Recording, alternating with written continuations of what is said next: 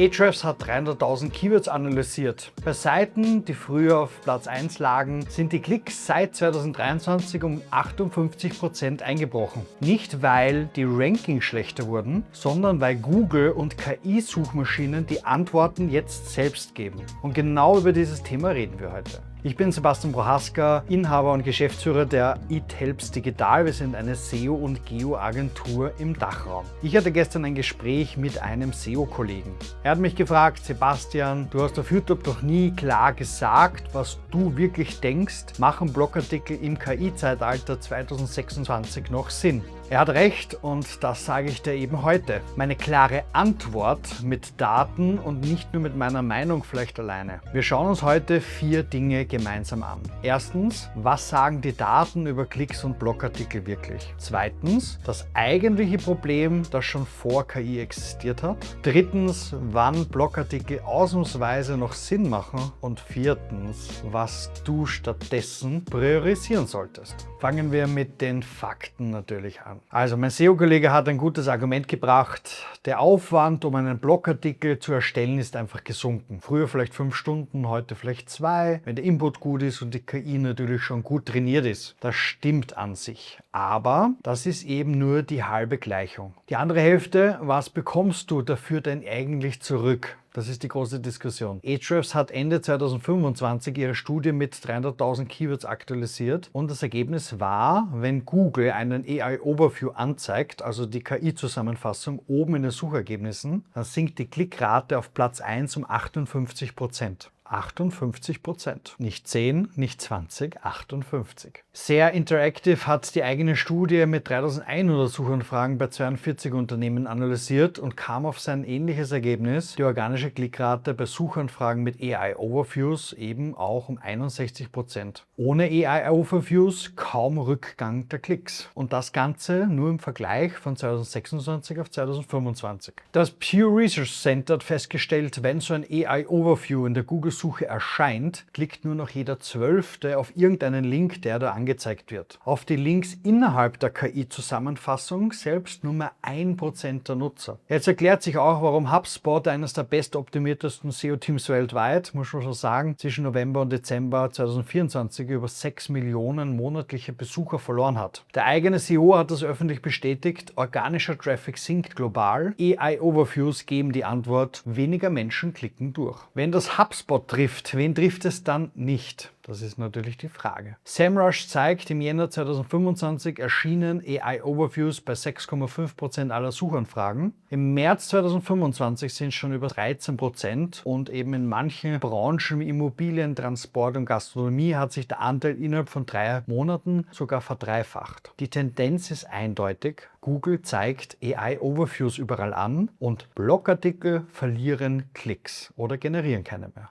Also soweit die Daten, jetzt natürlich zu meiner persönlichen Meinung. Und die geht noch weiter als eben die Zahlen. Denn das Problem mit Blogartikeln ist kein neues Problem. Das Problem war schon vor KI da. Nur hat es vorher kaum jemand so laut gesagt oder es war vielleicht nicht so bewusst. Es gibt 2 grundsätzlich verschiedene Keyword-Typen. Typ 1, informationsorientiert. Wer sucht zum Beispiel nach was ist SEO? Der will eine Erklärung, der will Informationen haben, der will nicht Kunde werden. Das zweite ist transaktionsorientiert.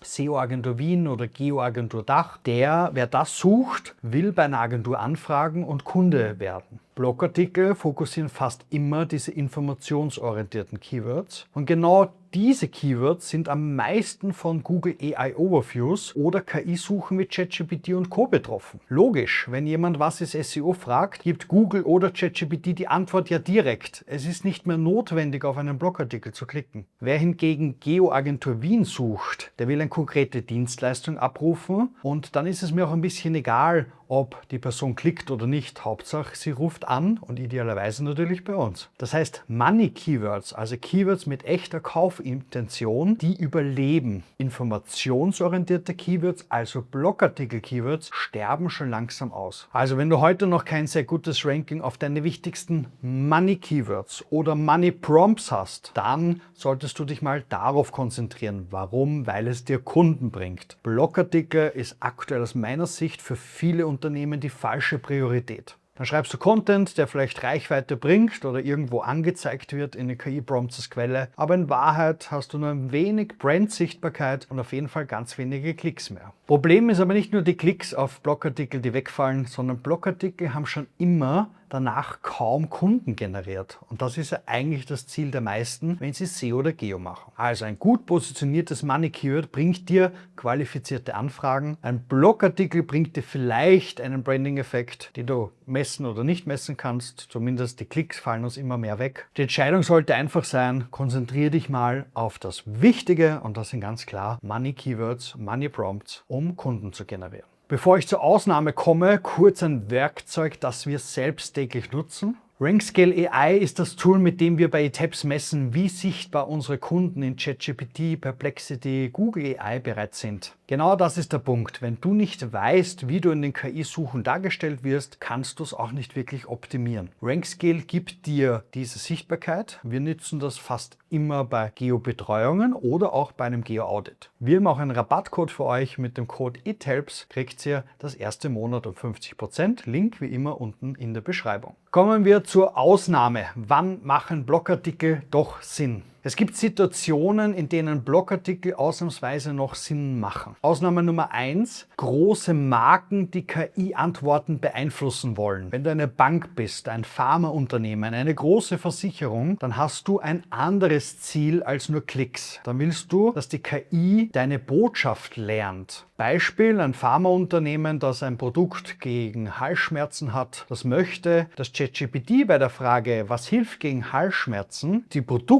das Produkt erwähnt oder zumindest einen Hinweis, dass ein Hustensaft ideal wäre. Dafür braucht man Content und viel davon. Das heißt, umso mehr guten Content, gut strukturiert du hast, umso besser lernen die KI-Modelle, deine Meinung in den KI-Antworten wiederzugeben. Das macht Sinn, wenn du Ressourcen hast, also Vollzeit-Content-Teams, 5- bis 6-stellige Jahresbudgets für Content alleine, dann macht das absolut noch Sinn. Für Klein- und Mittelstand, so 20 bis 200 Mitarbeitern, ist das meist nicht realistisch oder auch gerade nicht sinnvoll. Ausnahme Nummer 2 ist, du hast deine Money-Keywords bereits vollkommen ausgeschöpft. Also wenn du wirklich mit allen relevanten, transaktionsorientierten Keywords und Prompts in jeden KI-Suchmaschinen gefunden wirst, auf höchster Position, dann könntest du tatsächlich dein Budget switchen und sagen, jetzt generieren wir noch Blogartikel, Content, vielleicht Tools, Checklisten, whatever. Aber nur dann, wenn alle deine Money Keywords und Prompts schon auf Platz Nummer 1 sind, egal ob Google oder KI-Suchmaschinen.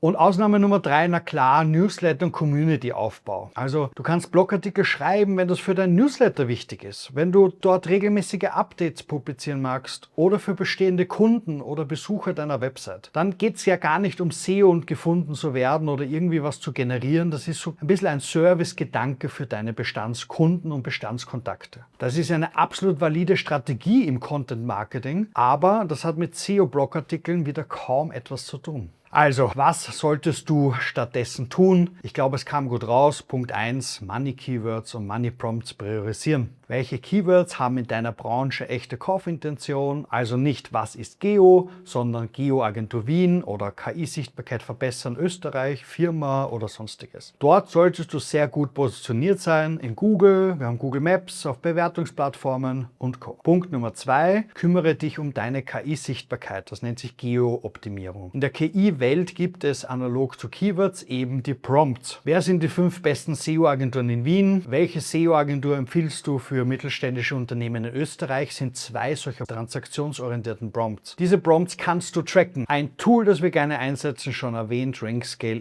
AI. Schreib diese Prompts hinein, lass es dir in die wichtigsten KI-Suchmaschinen regelmäßig tracken und schau an, wie oft wirst du wirklich als Antwort erwähnt. Punkt 3, erst wenn das sitzt, dann würde ich über Blogartikel nachdenken.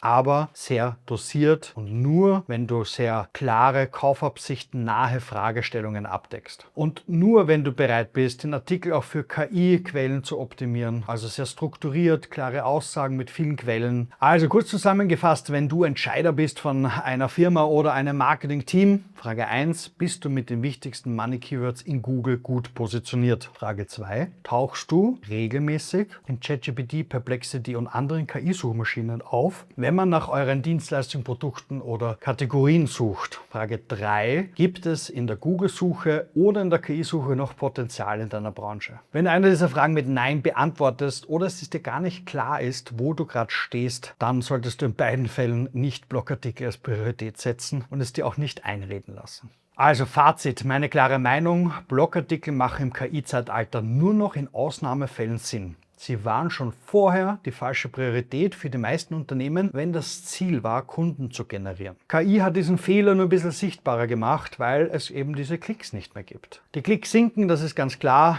Die Ressourcen sind natürlich begrenzt und der bessere Hebel sind eben andere Maßnahmen. Wenn deine aktuelle SEO-Agentur dir gerade empfiehlt, mehr Blogartikel zu schreiben, ohne vorher zu prüfen, wie du in KI-Suchen dargestellt wirst, dann ist jetzt ein guter Moment für ein Gespräch. Wir bieten für Unternehmen ab 20 Mitarbeiter einen kostenlosen Geo-Audit an. Wir schauen uns an, wie sichtbar dein Unternehmen in ChatGPT, Perplexity, Google AI und Co. gerade ist und wo das größte Potenzial liegt. Link findest du unten in der Videobeschreibung.